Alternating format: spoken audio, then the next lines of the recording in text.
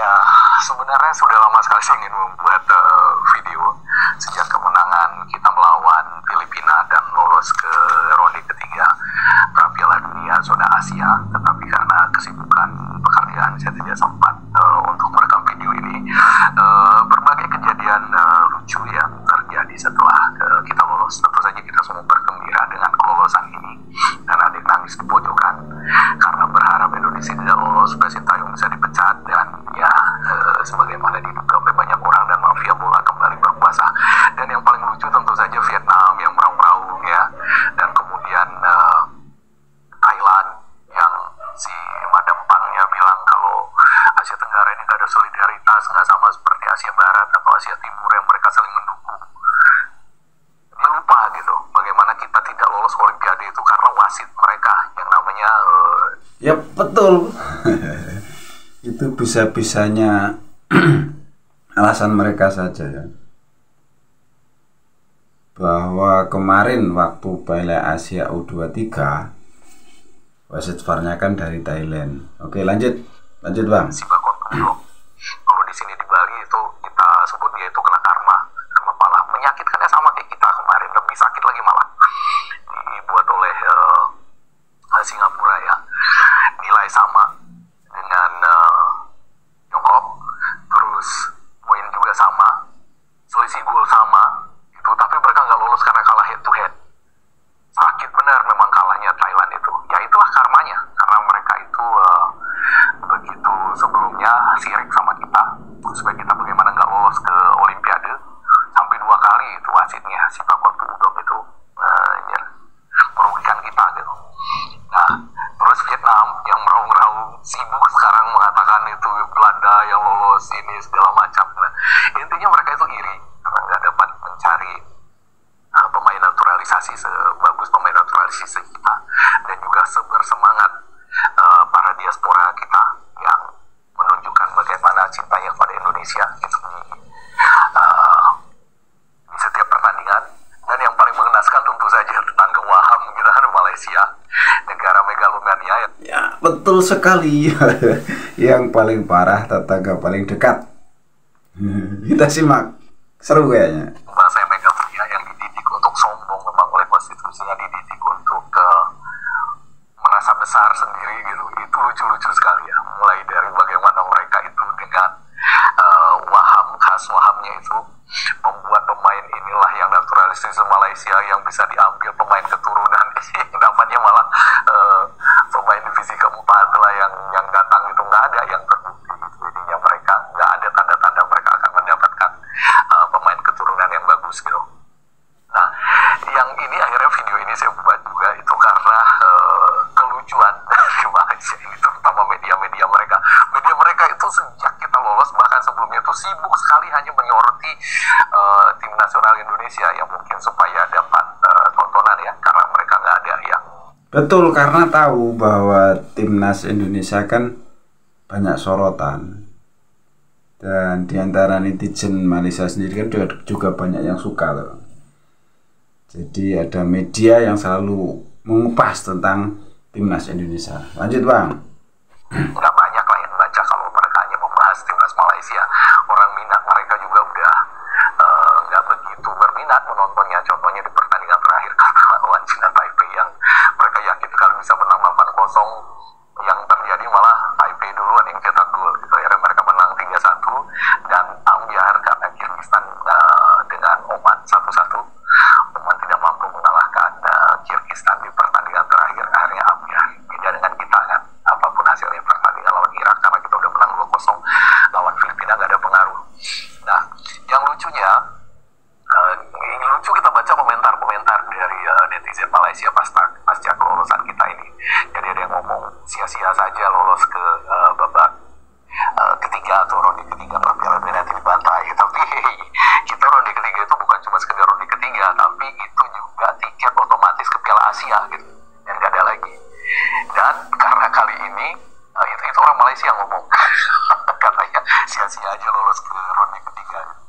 Nah, padahal dan itu lolos ke Piala Asia, dan mereka itu dalam masalah besar untuk Piala Asia ke depan ini gitu. Biarpun nanti pembagian potnya itu nanti setelah menjelang Piala Asia, menjelang kualifikasi Malaysia. Karena apa?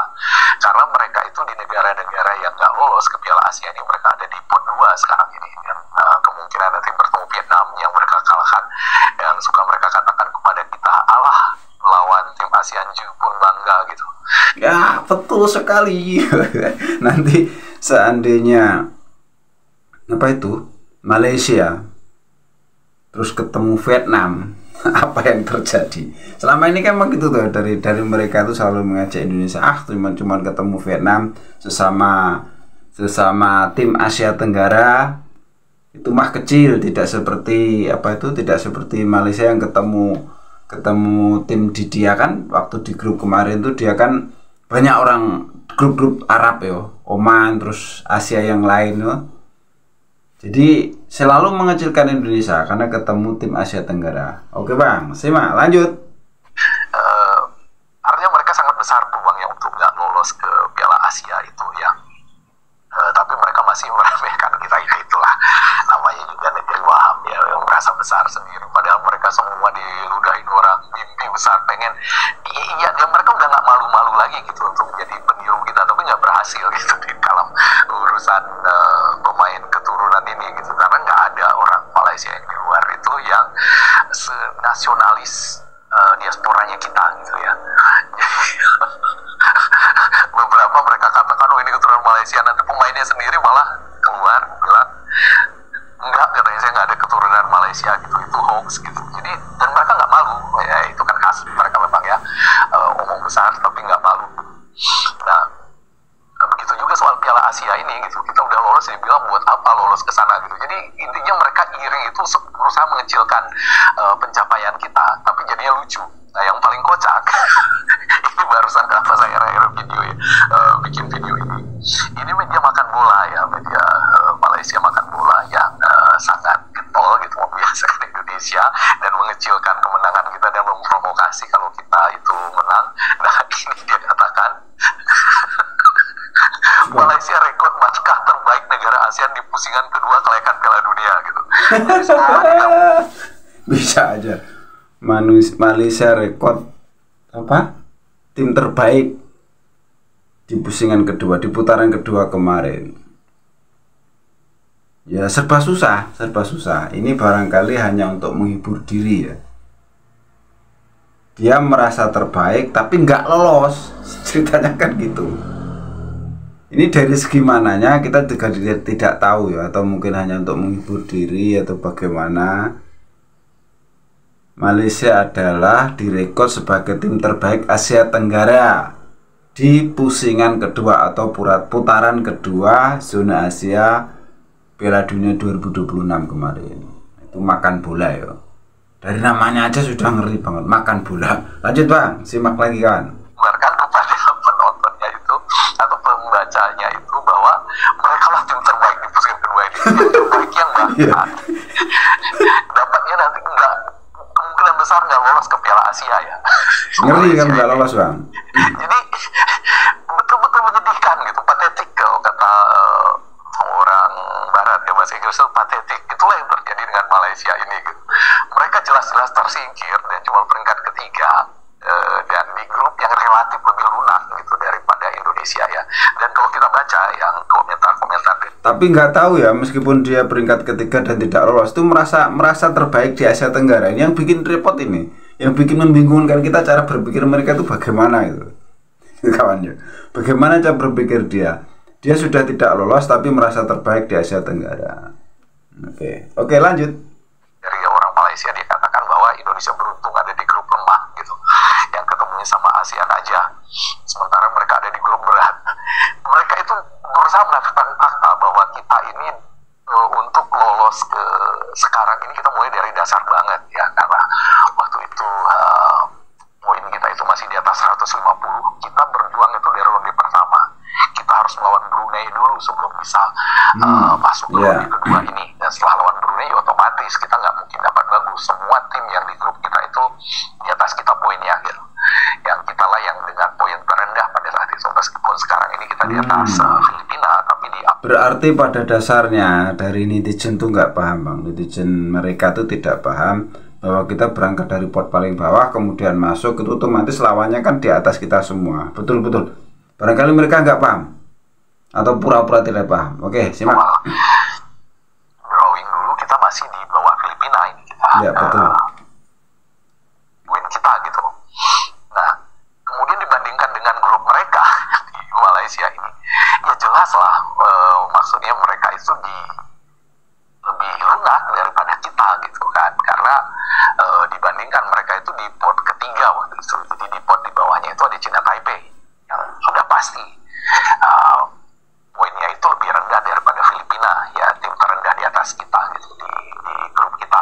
Dan kemudian Vietnam jelas waktu itu ya, sekarang memang sudah di bawah poinnya. Pada waktu drawing itu mereka masih di atas 100 besar. Mereka itu tim terbaik di Asia Tenggara pada waktu itu.